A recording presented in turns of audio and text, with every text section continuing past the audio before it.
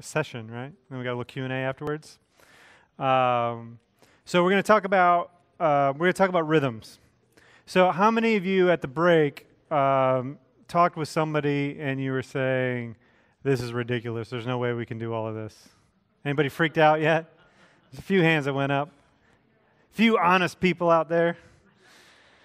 Yeah, so when we look at this at times, we can go, how are we supposed to do all of that, right? That's a lot. And so I don't know if you guys have read, if you're into the community stuff, you probably read at some point the book Total Church that talks about gospel intentionality. This idea of what we're trying to do is align this vision and this understanding with the rhythms of our everyday. So rather than going, oh, the only way I'm going to be able to do this is if I quit my job and create my own 501c3 and start, rather than doing that, we try to go, okay, what does it look like?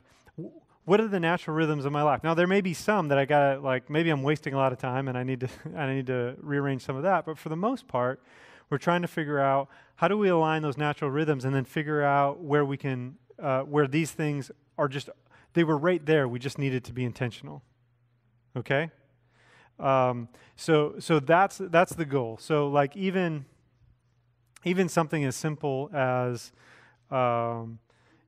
I had a neighbor give us a call one time and was like they're a neighbor and a member of our community group, and they were like, "Hey, we're going out to have pancakes. We actually do this every Saturday. We're going to go to IHOP. Do you want to go?" And I was like, "There's a very simple instance of gospel intentionality." That they were already going as a family, and they said, we're going to invite some people from our community to see if they want to go and get pancakes together. That's not rocket science, right? That's just going, oh, I'm doing something that I could invite my community into, and sometimes that's going to be one of these where you go, well, not only can I invite my community, but we've been getting to know those neighbors across the street. Why don't we invite them and a couple from our community group? We're going to go to a show, or we're going to go see a movie. What if we invited, a few people from our community group and people from our neighbors and make that a hospitality kind of event? So I'm not asking you to pour in 80 hours into your community group every week. I am asking you to pour in more than 2. Can you see the difference? 2 is I show up and read the paper and off we go. Intentionality takes some thought, but the idea is to align it with life so that I'm not wearing myself out doing this, but I'm actually excited about the ways that I'm doing it. So that spaces, how we get spaces to actually flow is what we call rhythms, and rhythms is just the putting it together. Okay, what are we actually going to do with our community group? And so we don't need to go too much into it. It's pretty simple, but the ideas of the time, how often, frequency are we going to meet, the idea of where we're going to meet. Someone talked about meeting outside the home at times. Where are we going to meet? And then what are we going to meet? What are we going to talk about? What's the right content for when we get together? That's just the things I'm thinking through as a leader. So if I say, so this would be a good example. Hopefully they'll never download this, but so we did this event last Thursday night as we went to the brewery and we hung out, and we had a good group of neighbors. I think it was probably 8 of our neighbors, and there is probably about 8 people from my community group showed up, and 8 of our neighbors showed up. And it was cool. We got there, we talked a little bit, and then when food came, everyone kind of went to a table, and it just separated out neighbors and community group, right? And because I was probably the link between both, I was talking at both tables, and a little bit near the end of the night, I was talking with some of the folks in the group, and one of them was really anxious. They're like, "Man, we didn't really engage with them very well," and they were just kind of bummed out. And one of them had mentioned, yeah, how do you at a pub? How do you start a conversation about Jesus? And I was like, well, why don't we just talk about basketball while we're here? Because the context of where we were, this is about building relationships. So when I go and I hang out with my neighbors at a pub, I want to ask them a lot of questions. I don't come with an agenda, right? I want to get to know them. I want to get to know what makes them tick. I want to know what team they like. I want to know what they like on their pizza. I want to know what they're struggling with at work. I want to know them. I want to get to know them. That's the right content for that context. And so what was interesting was just talking with them. Like for me, I thought it was a swimming success. We had 8 neighbors show up, right? And our community showed up, and we did get to know each other, and like people met that didn't know one another, and we started that beginning of a relationship. And I wasn't looking for my community group to become best friends with every one of my neighbors or their neighbors, right? I was looking for them to make the first step. And so to me, it was extremely successful. But we had to debrief that a little bit, be like, hey, this is exactly what we expected. We expected to hang out. We expected to have a good time and just enjoy it. We're at a brewery. Enjoy yourself. Like, eat good food. Enjoy yourself. Drink good beer, if that's okay in your context. And enjoy yourself. And so when we're talking about these rhythms and natural rhythms and spaces, is understand that like every time we get together, we don't have to like pin somebody down and start drilling them with the 5 spiritual laws, right? Like there's a lot of relational building that goes along with this kind of intentional. That's why I can say, hey, you don't have to be stressed out about it. Set up an opportunity and go and be with people, and you're filled with the Holy Spirit. And so trust that if you're walking in the Spirit, that when those opportunities come, you'll be ready for those opportunities and be ready for an answer for the joy that you have. But that doesn't mean you have to be spewing it every time you walk in the door, right? Like, be strategic, be intentional, be ready. So with that said, let's talk about rhythms, trying to figure out, okay, if that's right, what is that content? What's the substance of our discussion? Where are we going to do this? We want to talk about how we put that together without destroying your whole social calendar. So if you have a Bible, go to Acts 2.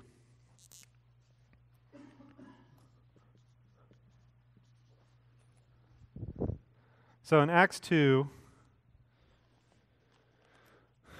there's a little description there. If you've ever done any type of training in the community group world, you've run into this, right? So we have the fellowship of believers in verse 42, 42 through 47. Everybody there? If you got a Bible? All right. What I want you to do is I want you to very orderly, but in a rapid fashion, call out what they did in their community. Go. Okay, so they did a Bible study. Broke bread. So eat, pray, fellowship. They worshiped.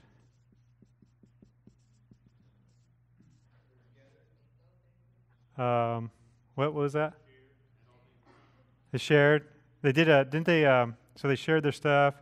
Didn't they have a yard sale?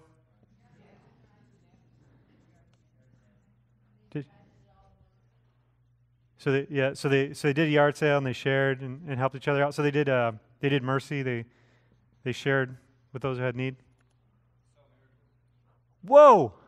This is the first time I didn't have to ask a group to actually talk about the miracles and wonders. Normally, we go the whole time and everyone just kind of ignores the actual miracles. Sorry, I didn't mean to make that bigger than it was. But I've done this a lot, and I don't think I've had anybody naturally volunteer. They saw miracles and wonders. I don't know why. It's in the Bible, people. Believe it. Am I missing anything? What's that? They went to the temple together, so they went to church, right? They went to church service together.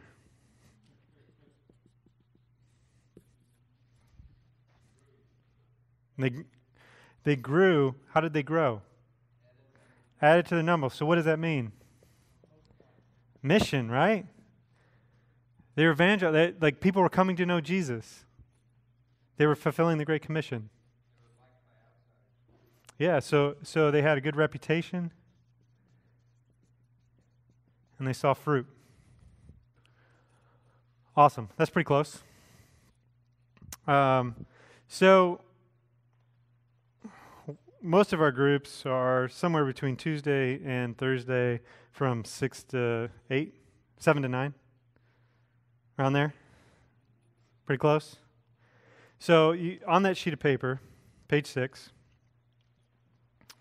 I want you to design a group that between 7 and 9, I gave you 15-minute increments that allows you to do what they did in the first century community. What do we start with? What do we want to do first? Pray, because we can get that. Knock it out.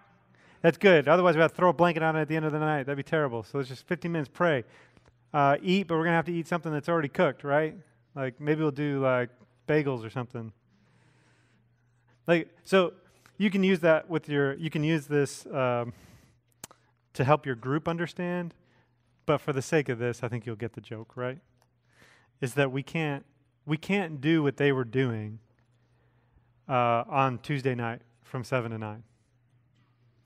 9. This is not a prescriptive text. This is a descriptive text. They're describing what happened. So we're not under the law that says we have to do all of these things. Is there anything on here that you see that you're like, yeah, I'm glad we don't have to do that anymore? Someone, what was that?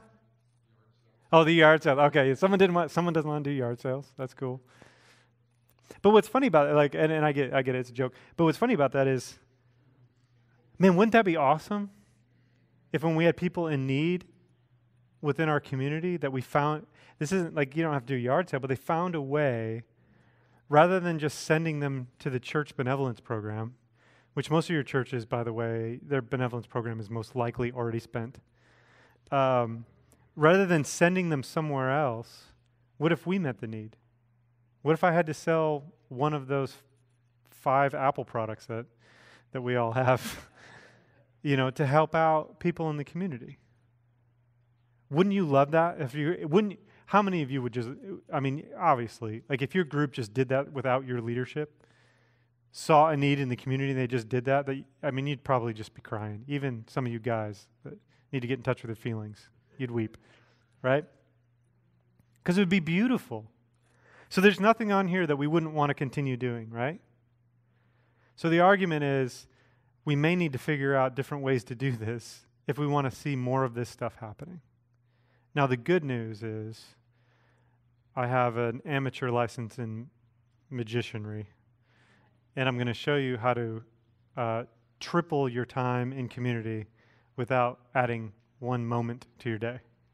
Okay? I'm going to show you some magic here from this that allows you to go, okay, how do I experience and participate in community when I have so little time? Because that's really our biggest challenge, isn't it?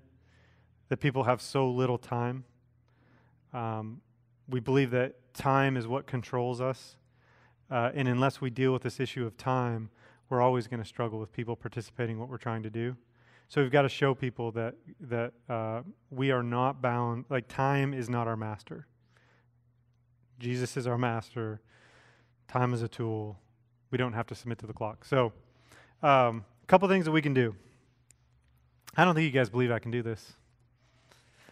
I don't have an assistant. I don't have a wand, so we'll just try. So how many of you attend Sunday service? Pastors are watching. Okay. I would expect if you're leaders, you all attend service, right? So you give hour and a half to 2 hours every week to community service or to going to church on Sunday. Interesting thing what they did together.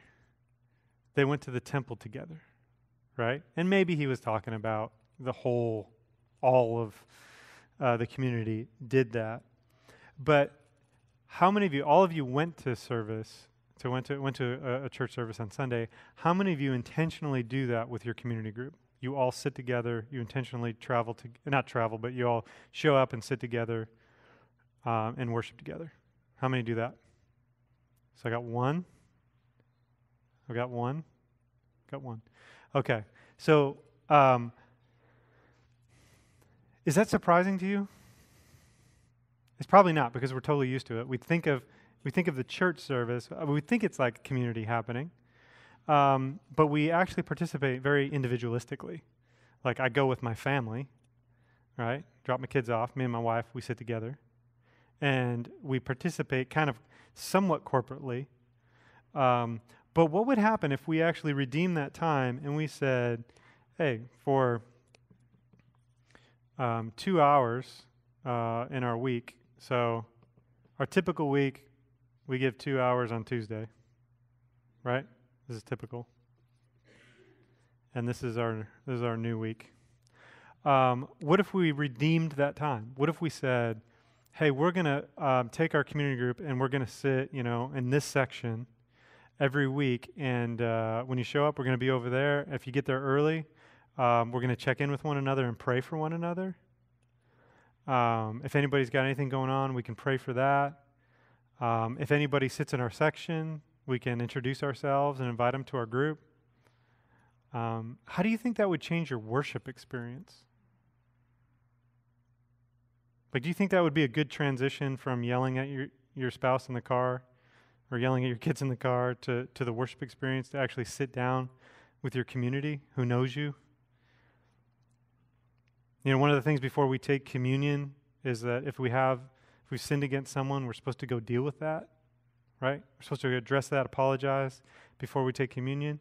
Most likely the people we're going to sin against are either our family or our close community. Those are the most likely suspects. There might be others, but how cool would it be that we were sitting with those people that we might need to reconcile with before we take communion? Or with those that we can confess our sin to, that know us and can pray for us, to be like, man, I really blew it at home. Can you pray for me? Even in the middle of service, or like during communion or during worship. Would that enhance your experience? It'd be pretty amazing, wouldn't it? And not only would it do that, but it would double. If your typical is 2 hours and you're still giving 2 hours to your community group, like, so this is, we did this Thursday, and this is Sunday. Now you've doubled the amount of time you're in community. You're experiencing community during the service, and you're hearing each other sing, and you're praying for one another. Wouldn't that be pretty amazing? And now we've doubled our time in community. Okay? This next one, sometimes people think this is a stretch, but I'll just ask you, how many of you eat out at least once a week? Okay, this is an honest crowd. Most of the time when I ask that question, people are like, no. Statistics says that the average American eats out, I think it's 5 to 6 times a week. And everybody says, no way. And then they leave here and they're at the taco barn and they're like, can you believe he says we eat out that much? That doesn't make sense, right? But they say statistically that's actually how much we actually eat out. Maybe they're counting lunch or on the go or whatever. But generally speaking, we eat out at least once a week. And what a cool rhythm is, and would be nice, is like for us, like my wife, we got 4 kids. It's like, it's nice to not have to cook one night a week. And so for us to go like, hey, let's just one night a week, let's just say Friday night, we're going out to eat. If we did that and we just redeemed that, we just said, well, why don't we just be intentional and invite our community, have a standing reservation at a local eating establishment, and like if you're available Friday night, that's where we're going to be. Now that really doesn't. Maybe that's Friday night or Saturday for you. They just say, hey, I didn't get you quite. Not yet. I didn't get you quite 3 times. Triple it, but you just said, hey, we're going to have a meal, and that meal is going to be at this local place. What that does is, one, we eat together. So we started doing services together, and we prayed together. Now we're eating together and fellowshipping while we eat. We're starting to check these off, right? And not everybody has to show up. But what also that allows us to do is that whole reputation and engagement thing. Like if I find a local restaurant or a locally owned restaurant, like one of my neighbors, like he owns this pub, if we started making it a regular thing that if we're available on Friday, we show up there. If you don't show up, then my wife and I will eat and our kids will eat and we'll be fine. But if you do show up, we'll be able to have some community. Now we're just being intentional about the rhythms we already had. We were already going out on that Friday night or Saturday night, whatever your typical rhythm is. Now we're just saying, hey, if you're there, this is where we're going to be. You see how easy that is? Doesn't take a ton more time. But now we have 3 touches a week, and we haven't added one thing to our schedule that we weren't already doing. Do you see what I'm trying to do there? And so when we talk about this, when we talk about rhythms, what I want you to get is that there is no end to the combination of rhythms that you could do that could get you. So like what we were doing here is this becomes a hospitality space and maybe a participation space because we're out in the neighborhood. Sunday, this is more of a fellowship space because we're worship prayer, right? So now we can get real creative with what we do on Tuesday night because there's some things that we've actually been doing throughout the week. So now when I look at this and go, yeah, we worshiped already, so now maybe I do Bible study or maybe this becomes more of a hospitality space, right? So now maybe that just becomes a really big dinner that we invite the neighbors to, and we're able to invite more people too because we don't have this pressure that says, man, I got to get to Bible study or I got to get to prayer because we've actually spent time doing that as a community already this week. And we may still do some of that, and that's fine too. But all of a sudden, do you see how that frees up what you're trying to accomplish on Tuesday or Thursday night? Because now you've got other places where that can fit in and you're not adding significant time to your calendar? Yeah. How do you ward off appearing cliquish if your community groups are sitting together in various spaces in the sanctuary and you have people in your congregation who are not in community, and so they kind of start believing that's that group, and that's that group, and that's that group, and I don't belong in your group, I'm supposed to bring back. Yeah. I mean, how do we ward off from Yeah. I learned this from a community group leader many years ago, probably 15 years ago. He was really good at building community, and he had spun out a lot of new community groups and stuff. And I'm like, well, what's your trick? And he said, well, what I do is I create a clique, and then I invite everybody into it, right? We all want to be part of something exclusive, so you make something exclusive, but then you invite everybody in. It's not technically exclusive anymore, but nobody knows that. They all feel like they're part of the exclusiveness. I thought that was brilliant. He was also a band leader, and everyone wants to be in the band leaders group, so I get that because that's cool.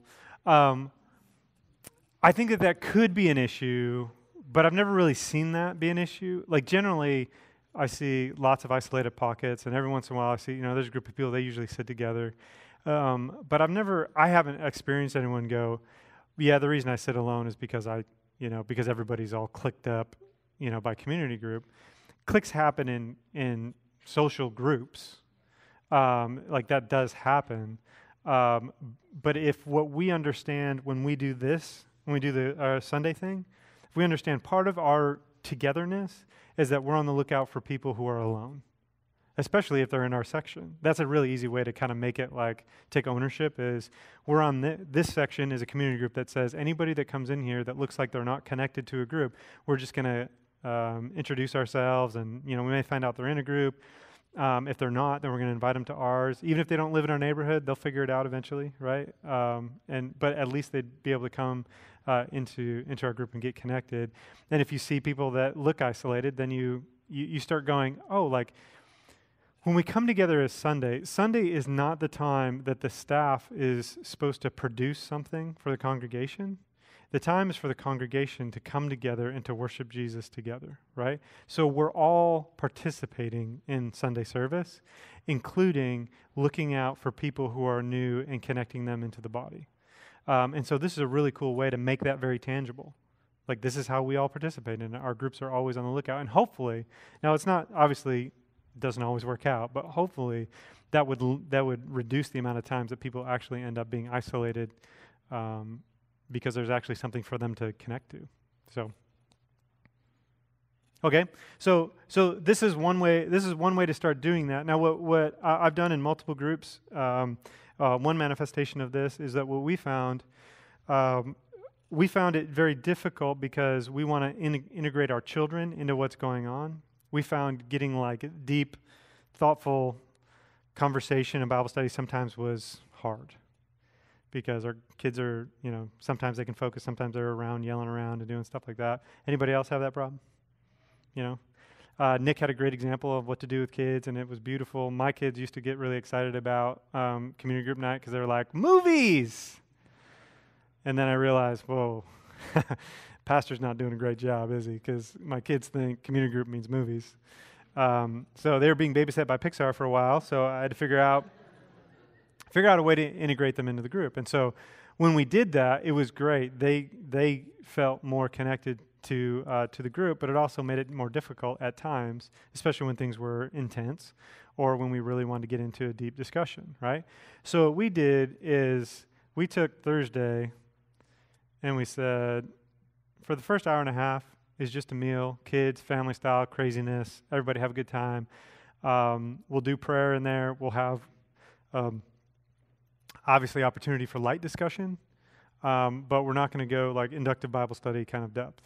We're just going to go hang out and talk, and if things come up, things come up. But then what we did is the women would stay. So if they're moms, the moms would stay and the dads would take their children home, and single women would just stay after. And the women would get together and do more of it might be more just personal, or it might be more a deep Bible study. And they would stay and they would do that. And the dads would take the kids, and the single guys would just go home. And so when we did that, now we got the fellowship and the eating and the fun, and we also got the deep Bible study going on. And then what we had done is our rhythm was a little bit different here, but so in the early morning, the next morning, the guys would get together to do kind of that accountability Bible study. So we put an hour and a half in the morning here to do Bible study, right? And so that allowed us to get that deeper discussion that we wanted. I know some of you are like, with all this talk of hanging out and enjoying one another and eating, when are we going to do inductive Bible study? Well, if you need to do that, here's a rhythm you could add, right? Early morning, after group meal, and everybody gets a little bit of that inductive Bible study. Does that make sense? You incorporate kids. The problem is that if you're trying to cram all of these things into Tuesday night or Wednesday night or Thursday night within 2 hours, what are children? They're an obstacle to overcome. They're a problem, because we can't do all of this with children. At least we think. When we see these rhythms and we start integrating these type of rhythms, what do children become? They're part of the rhythm. They're a blessing, and that's what the Bible calls them. So if we're stuck in this rut where what are we going to do with kids? And it's like, then maybe we got to rethink the rhythms of our group, because they should be a blessing, not only to us, but they should be a blessing to the whole community, despite how like different levels of parenting, right? But it should be children as a whole should be a blessing to our groups. And if we're trying to cram it in 2 hours, I don't know a way to make it a blessing. It's very difficult. But once we start to break out these rhythms and go, oh, there's different ways to do this. So here's one way that we did it as well. And I'm not trying to prescribe a way to do this. What I'm trying to do is get you to see there are many different ways to make this happen. So what's the best way for my group? But I want to give you some ideas, right? So one of the things that we've done on a consistent basis, and this is kind of what we're going to probably do with this pub thing we started last Thursday, is I think it was one of these typical things where we had Wednesday we had our group, and I think we did the meal, and then the ladies were studying, and then we were getting up in the morning. Guys were getting up in the morning, so that was the only add to my schedule. I had to get up early in the morning and meet with guys, and a lot of guys do that anyway, find some type of accountability group or something. But what we started to do was instead of doing a full meal, because I got 4 kids, and I don't care where you go, like that's a party in itself with just our family. We're getting better, but it's difficult to do meals. So to go like our whole community group showing up for a meal, that's going to be pretty tough. So what we ended up doing is we ended up finding a place that had a good happy hour, and they had a place to eat and to hang out and get a drink, and what we did is we established, I think we did it on Thursday, but you could do it on Friday. What we said was, we're just going to have happy hour. It was a local place, so we got to know the owner. And on Friday, to go there, normally I would have had to get a babysitter, right? I got 4 kids, I got to find a babysitter. But we had already had a built-in rhythm where we would go on date night. So our date night, we already had a babysitter. We were already paying for a babysitter. So instead of creating another rhythm and having to find another babysitter and figure this out, what we would do is we'd just bounce in and hang out with our community group, and then we'd go on our date. So we'd start our date by going in and having an appetizer and talking with our community group, checking in, and then we would roll out, and we didn't have to get another babysitter because it was already built in. We already had that rhythm. I didn't even have to change anything. And if we happened to be going to a different part of town, like we had going to a show or we had something else that we wanted to do, we just didn't go to the happy hour. You know what I mean? There was no requirement that we had to show up there. But when we did, and most weeks when we were able to, we would show. Then there might be, some 2 other couples, or we had single folks in our group, and they might be there. Whoever's there is there. And what happens if no one shows up? Date night starts early, right? So it's very intentional, but there's no skin off my nose, right? Whether people show up or don't, it's great either way. The worst thing that can happen is my wife and I get to sit and start our date early. The best thing that happens is we get to start that evening off by seeing our group again and checking in really quick, and then when we're ready to roll, we roll. So you can see with these rhythms, the only thing, even in this one, I went from 2 hours to what do we got? 2, 5, maybe 7.5 hours, 8 hours of community in a week. But the only thing that was new to my schedule that I might not have had planned was that one. That I didn't already have. Well, I guess my wife was going to this and I was going to this. So that's 2, 5, maybe 6 or 7 hours. But do you see how, are you all no way I could do that? Or are you man, that seems way too easy to make that work? Where are you at? Someone's getting a call. What did they think? Feedback. Do you think you could find a rhythm that actually was able to do something like this? It seems, I feel like it's really doable, and I know it's doable because I've done many different, in my own community, I've done many different manifestations of this, different ways to figure it out. And they're always different because I have different people in the group, and I have, generally the neighbors are the same, but generally we have different people in the group, so we're trying to figure out what rhythm works best for them. So the idea with rhythms is to say, I'm not trying to make life harder, I'm trying to make it easier, but I want to be intentional about what I'm doing with my community so that we're engaging not only with each other, caring for one another and loving one another in that kind of community quadrant, that we're engaging with God and growing in our understanding of Him, but we're also engaging in mission, right? So we did Bible study here, we did hospitality and participation here. We're doing fellowship in these spaces. You see how we're doing that? And it doesn't have to be the same thing every week. You may say, once a month, we're going to go to Bear Flag, and that's where we're going to hang out, you know? Or if you're going to do Bear Flag, you should probably do that weekly. But maybe there's another restaurant. These rhythms, like what you do, you may find that you want to start earlier, start later. You might want to meet on Sunday and then have some other like service opportunities and participation opportunities during the week, but just kind of continue Sunday. One of the coolest things, I get in trouble for this one a little bit because some pastors don't want groups on Sunday. So if your pastor doesn't want you to do groups on Sunday, don't. But there was a Messianic Jewish congregation in Seattle that I had a lot of friends that were there. And one of the things that I saw them do was amazing. So Messianic Jewish community is like, they're Jewish, but they believe Jesus is the Messiah and they worship Jesus, right? But their Sunday was all day. Like, it was just all day. They had a service and they weren't great with time. They kind of roll in and started whenever it did. But there was no expectation on them for the whole day. Like, they would go from the service, then they would roll. Sometimes if it was nice, they would roll to a park, and they just spent the whole day together. And if they had a kids' sporting event or something, they would roll out and go do that.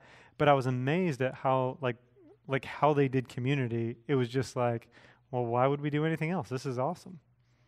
Like, they would just hang out all day. And so, like, you may want to do that. Your community group may want to be like, let's just keep it really casual, but like doors are open at the house, or we go to this park, or we go to the beach. Nick says he does that every day. Amazing. And you know, you find a rhythm that works that says like, hey, this is natural, it's life-giving, I love doing this. Okay? Any questions on this? One in the back, sir. How do you find a rhythm that works for the whole group, not just the leaders? You don't. You find one that works reasonably well for the most people. Because the idea is we don't have, like, so going back to the idea of family, if you think of your community as a family that you belong to, not a group that you joined, right? So it's not a club, it's not your gym, it's your family. When you do family events, not everybody shows up all the time, but they're still part of the family. And sometimes you try to work it around everybody, and sometimes you're just like, man, we are never going to get around, you know, my sister's schedule, so we never try. And if she makes it, she makes it. Okay. There's people in your community that are going to be connected at that level. And so you may still have this, like, you know, we're just going to continue a Wednesday rhythm so that there's an anchor for people to come into. But we're really going to try to broaden our expectations and our understanding of what's going on. So this similar rhythm to this, and I think I talk about it in the book, but it was one of those ones that just stories that blew me away, and I hear similar stories from time to time. And it's not something that I would put an expectation on your community, but I had a guy that was wrestling with his group. He was a decent leader. He wasn't like a phenomenal, like, charismatic kind of guy. He was just your average leader, and he was struggling with his group. People were not very consistent. They didn't always show up, and he couldn't get them to engage or invite anyone to come to their community. And he'd been trying, he'd been leading for a few months, and he was starting to get burned out. He's like, I don't know what's going on. And so we said, well, let's try this. Let's just try let's just try some unique rhythms. And so he started that, and he did Sunday, and he did the meal.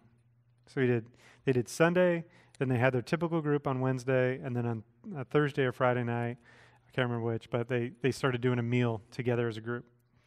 And it took him, I can't remember the details, and it might be in the book, so you can check me and see if my memory's any good. But he had like 3 weeks in a row, no one showed up to the meal. So they ate at the restaurant by themselves. And so he was about to give up, and he said, well, what are we going to do? And I'm like, I don't know. Maybe instead of inviting the whole group, why don't you just invite the whole group, but invite one couple in particular. Like, be very specific who you invite. Because it's probably harder to turn down the invitation if it's not generic, which is good if you're trying to find volunteers in your church as well. And so they invited one couple. That couple came because they were specifically invited. and they had a great time. And they came for a couple weeks, and then they said, well, why don't we invite this other couple from the group? Why don't we invite them? And what happened was, just as a few couples started coming, the experience on their Wednesday night started to change dramatically. Because they were doing Sunday together. Most of the group was showing up to that. Most of the group was showing up here, and then a few of them were starting to show up for this meal. And all of a sudden, they knew each other better. And they had better questions, and they weren't so afraid to talk in the group. And this group was like one of those super awkward groups. It was just like no one would talk. You would sit there. You'd be like, oh, man, I hope I can get that last muffin before I get out of here, you know. I mean, it was one of those groups where when, like, your kid comes home and coughs, and you're like, whoa, I heard a cough. Don't think we can go to group tonight. It's like, he's eating a saltine cracker. I think he just got something in his throat. I'm like, I don't know. Pretty sure that was whooping cough. And that's where it was. And then all of a sudden they started doing this. And it wasn't like, again, it's not rocket science. They just started spending time together intentionally. And all of a sudden it became a place where the people in the group wanted to be there. And now instead of him having to like beg them to invite their neighbors and coworkers and stuff, they started doing that naturally. And so the group started to grow because non-believers were being invited in, because what happened? Remember earlier we said one of the biggest barriers is that people are embarrassed by the environment. They don't feel comfortable bringing someone in. They changed that not by building a better program. They changed that by spending time together, just being intentional and caring for one another. And that changed the environment. And in that group, I think they saw something like 3 conversions in the next 6 months. So they went from a group that people didn't even want to be there and wouldn't invite anybody to seeing 3 conversions. That's better than most churches, right? Why? Well, because they began to love each other like Christ loved us. And they were just intentional about it.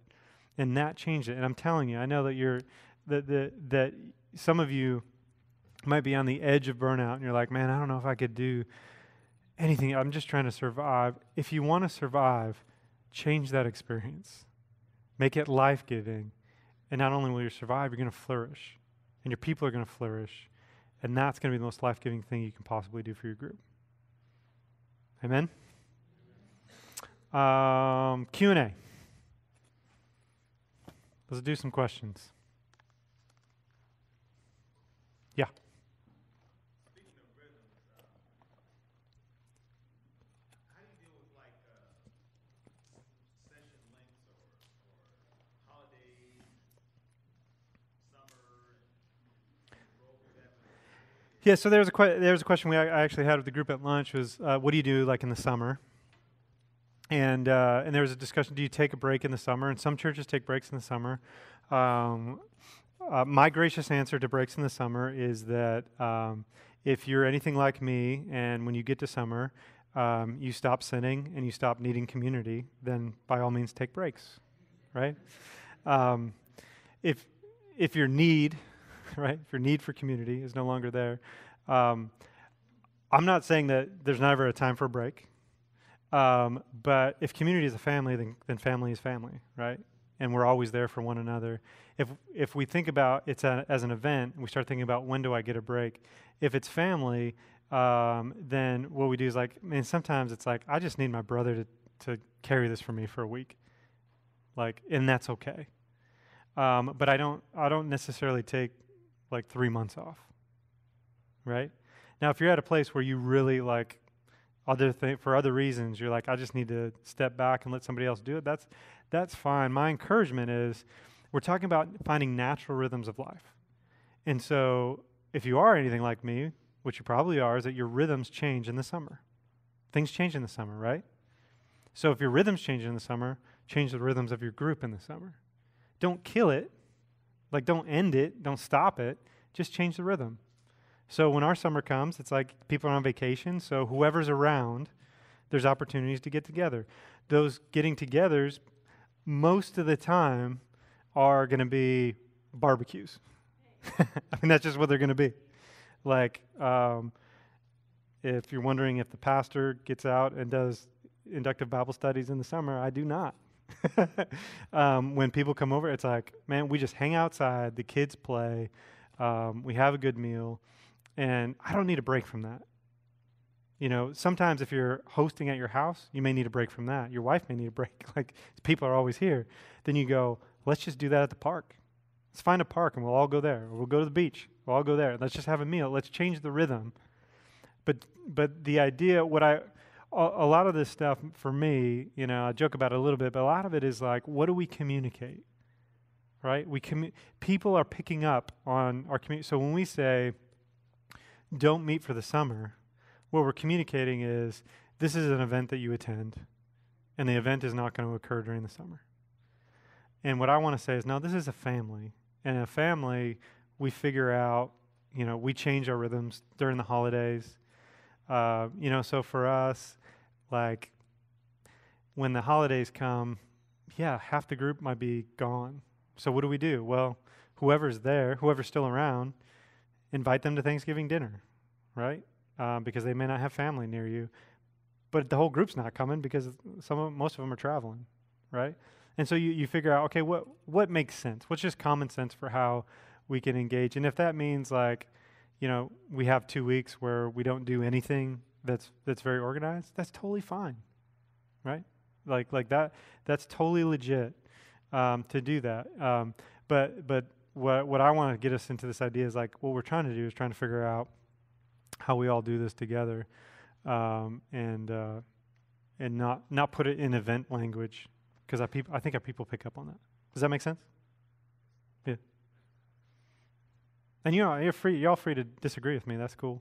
But when I look at it, I just want to go, like, I just want it to be natural. So if no one can come, then we just don't have group.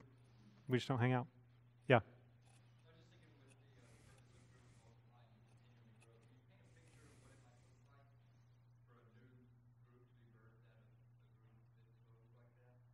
Yeah, so say this group is rolling, and you're like, okay, we're starting to sit on the toilet. It's not working right. I recommend, obviously, the maybe not obvious, but we do an apprentice model, so it's just like always having someone who's ready, who's thinking about planting a new group. And when we get to that place of planting, what we do is think about it almost like a church plant. So what we try to say is, like, okay, what's the best way to plant? What's going to be the most successful way to plant this? So from the get-go, we make it clear that that's our goal. Our goal is not to split. Our goal is to plant new communities. And that may take a year. It may take 3 months. It may take 2 years. I don't know. But when we get there, if we have the opportunity, we want to plant. And so as the group starts to recognize, okay, we're growing, we're getting to that place, then we start to develop a plan as a group. We say, okay, what's the best way to make this work? So, and sometimes people kind of get to that place and they're just like, okay, Joe's going over here and I'm staying here, and anybody who wants to go to Joe, go with Joe. That is generally not a good way to successfully replicate or plant a new group. What we do is go, okay, what are the gifts in the group? The group is getting kind of big. We have a lot of people with a lot of gifts. Hopefully we've been asking that question to figure out how each person is participating in the community, and we say, what group of people would be successful going together? So if the leader I'm sending out is a quiet leader that is very faithful, but is fairly quiet, then I'm going to look for who is the most, like, social butterfly, energetic woman or man that I can put with them, so that someone's generating the fun activity, right? And so what we'll do is we'll go and say, the way I work is, like, I feel at least 6 people. You need 6 people to make a successful plant, like committed people, in terms of a community group plant. If you have less, it's really awkward. When you're like the 5th person showing up, there's 4 people, and you're the 5th for community, it's a little bit awkward. If you plant more, then you're almost full before you start. But at least 6, that's the idea. At least 6 to send out. And what we always do is we throw like a replication party or a planting party and just say, hey, we're going to celebrate that we got to the place where we're going to actually have another outpost for the gospel. It might be in the same neighborhood, it might be in the next neighborhood over. So we look at what are the gift mix for the right group to move. It may be one of those things where you've got people coming from this side of town and people coming from this side of town. So when it gets big, why not replicate more in a geographic way so that it's easier to connect within each group. But that's generally how we do it. And then what I often do is I send them with something like this and say, work through this for the first 6 weeks of your group.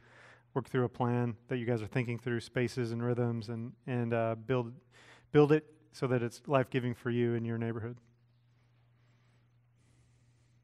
Yeah. Do you decide that, or does the group decide it as a whole? Generally, if it's my group that's replicating, I'm usually starting that discussion with the apprentice, right? So, people like sausage don't like how it's made, but sometimes you have to have a conversation like, are you okay with this couple going with you? And we love everybody in community, but some personalities it may be overwhelming for a new leader, and it might be like, why don't I keep them? But that's much better done before you invite people to specific groups than it is after, right? It's really hard to have the conversation. Joe didn't want you, so you're going to come back, and you can't really have that conversation. So what you want to do is kind of, if there's any like, hey, gift mix wise, this would work better. Have that conversation beforehand, and then send out specific invites to the group. But you can. I'm not opposed. That's just the way I do it. I'm not opposed to having the group talk about it. I actually like the idea of doing that in a group and going, man, I know you guys, like, we've been together for a long time. A lot of times you might have like, I might be into our third community plant from that community group, but I've got 2 other couples that we've been together that whole time, right? So we talked a little bit about this earlier, like it's like, oh, we're never going to have those relationships together. Well, if you've got a couple or a couple couples that like you've been growing deep with, it's okay to like keep them in the same group and replicate from another part of the group. But I think it's cool to have that publicly, that conversation with the group and say, man, we've been together for like 2 years, but you guys would work really good with this new plant, and just see what the Lord does. I think that's cool too. And generally, the time that is the most stressful is when the church is growing fast and you have a lot of new people and you're trying to catch up to growth. The hope is you'd never overcome that because you're always growing and reaching people. But when you get to a place where the majority of people are in community groups, that replication doesn't happen that fast, right? It gets to a place where it's like maybe once a year or every 9 months that if things are going well, that you would see a plant like that happen.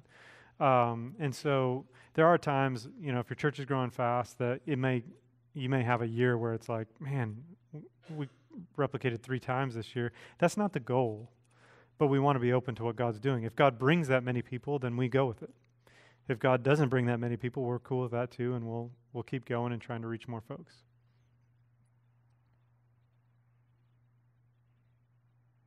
Other questions? Yeah. Yeah, there you go. Yeah, you get to fight over the section, right? Well, then you start to grow that section.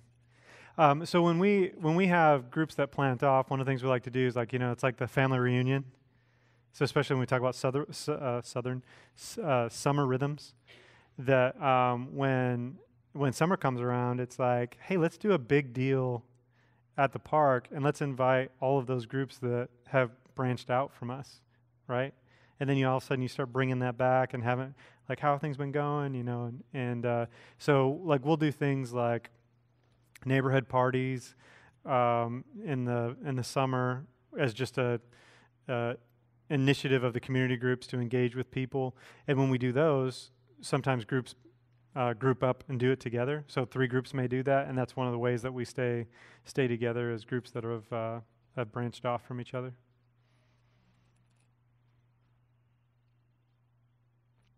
Other questions?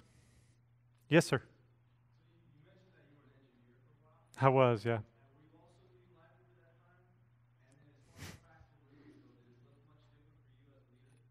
At the time, I was. I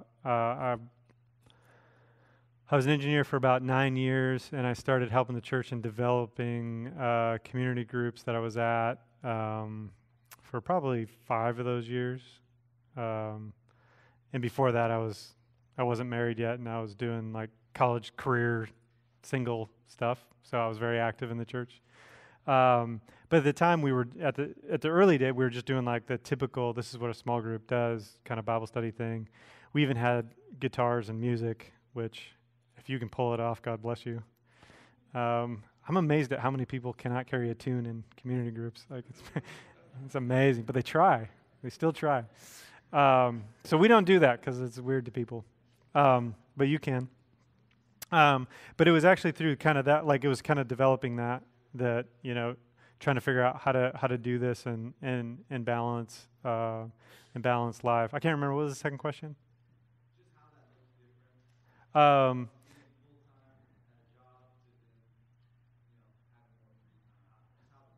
Oh, yeah. Although, if the assumption is I have more free time now, I had way more free time as an engineer. So I get, and I get, yeah, sometimes we're talking about this and like, well, you're a pastor. I mean, obviously you can make those decisions. I probably put in more hours per week now than I did as an engineer. And sometimes I need to be rebuked for that. But the rhythms of life are always tough. I mean, I think everybody, has a unique situation, particular situation of trying to figure out, okay, how do I make this work with the demands that I have at home and the demands that I have at work, and that's why we want it to be flexible. And when I was an engineer, I didn't have kids. I just had more free time. It was way easier for me. Like we did a lot more than we do now. So. Oh, we got to wrap up. Okay. 3:04, went over by 4 minutes. Thank you everybody for showing up. Brad?